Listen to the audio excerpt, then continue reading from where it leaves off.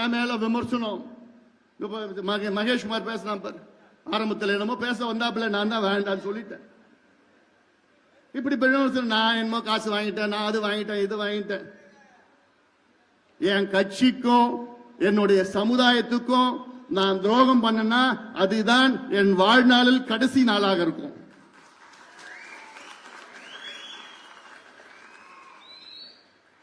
என் கட்சியும் என் சமுதாயத்துக்கும் என்னைக்குமே என்னால துரோகம் பண்ண மாட்டேன், பண்ண முடியாது. அது நீங்க புரிஞ்சுப்பீங்க. என்னை பத்தி உங்களுக்கு நல்லா தெரியும். ஆனால் நம்ம கட்சிக்குள்ள சில சூழ்ச்சியாளர்கள் இருக்காங்க. அவங்க நான் இன்னைக்கு துரோகின்னு சொல்ல மாட்டேன், இன்னும் அந்த லெவலுக்கு போல. அவங்க இன்னைக்கு சூழ்ச்சியாளர்களா இருக்கிறாங்க. அவங்க சூழ்ச்சி பண்ணி ஐயா கிட்ட இப்படி அப்படி அப்படி இப்படி என்னென்னவோ சொல்லிட்டு இருக்கிறாங்க. எல்லாம் ஐயாவுக்கும் அந்த அவங்கள பத்தி தெரியல. அதனால இதெல்லாம் நடந்துட்டு இருக்குது. அதனால ஏன்னா நானு இது வரைக்கும் நான் எதுவும் பேசல வெளியில். நேத்து கூட உங்களை பார்த்தீங்க. இப்ப ஐயா எனக்கு மேல கோவம்னா மன்னிச்சிங்க, அப்பா கிட்ட மன்னிப்பு கேட்கறது தப்பு கிடையாது.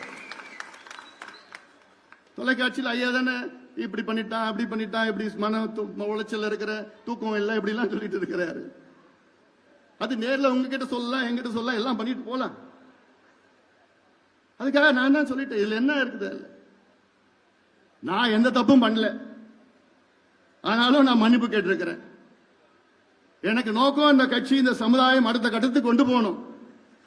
அதான் என்னுடைய நோக்கம். அது என்னால முடியும்.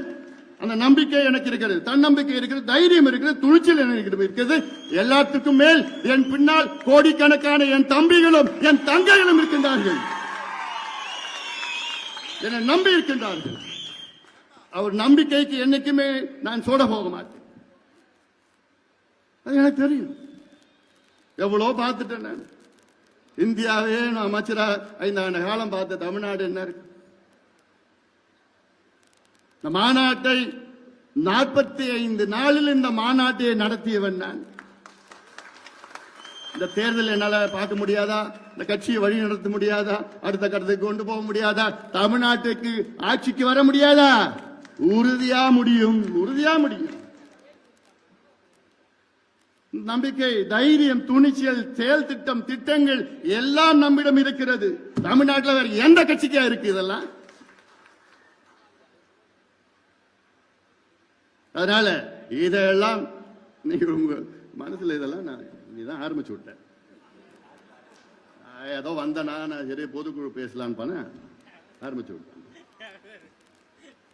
ஏன்னா அமைதியா இருப்பது என்னுடைய பலம், என்னுடைய பலவீனம் கிடையாது, என்னுடைய பலம். இன்னைக்கு நான் அமைதியா தான் இருக்கிறேன்.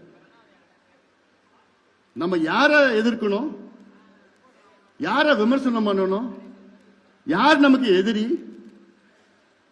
யார் எதிரி? திமுக எதிரி. திமுக விமர்சனம் பண்ணுங்க, திமுக எதிருங்க. ஏன்னா நமக்கு துரோகம் பண்ணது திமுக. நமக்குள்ளே பிரச்சனை வேண்டாம், நமக்குள்ளே சர்ச்சை வேண்டாம், நமக்குள்ள பதிவுகள் வேண்டாம். நம்ம எல்லாம் ஒரே குடும்பமா இருக்கிறோம், நம்ம எல்லாம் அண்ணன் தம்பிகளா இருக்கிறோம், மாமா மச்சானா இருக்கிறோம், எல்லாமே ஒரே குடும்பம். நமக்குள்ள யாரும் எந்த விமர்சனம் தேவையில்லை. சூழ்ச்சியால நம்ம எதிர்க்கிறான், களத்தில் அவனால நிக்க முடியாது. அவ்வளோ பெரிய கூட்டம், அவ்வளோ கூட்டம் வந்தது. எப்படி வந்தாங்க? பாசத்துல வந்தாங்க, பாசத்துல வந்தாங்கய்யா, ரத்த பாசத்துல வந்தாங்கய்யா. இது திமுக முடியுமா? இல்ல வேற எந்த கட்சியால முடியுமா? தமிழ்நாட்டில் ஒரே மாதம் வாங்கடா என் தம்பிகளா, என் தங்கைகளா, என் அண்ணன்மார்கள், அக்காமார்கள், தாய்மார்கள், வாங்க வாங்கன்னு ஒரு அழைப்பு. அத்தனை லட்சக்கணக்கான என் சொந்தக்காரங்க வந்து நிக்கிறாங்க. இது வேற யாருக்கு இந்த கொடுப்பினர் இருக்கு? எனக்கு இருக்கு, இந்த கொடுப்பினர் இருக்கு, எனக்கு இருக்கு. இதை பார்த்து தான் பயந்து போய் அலறிட்டு இருக்கிறாங்க திமுக.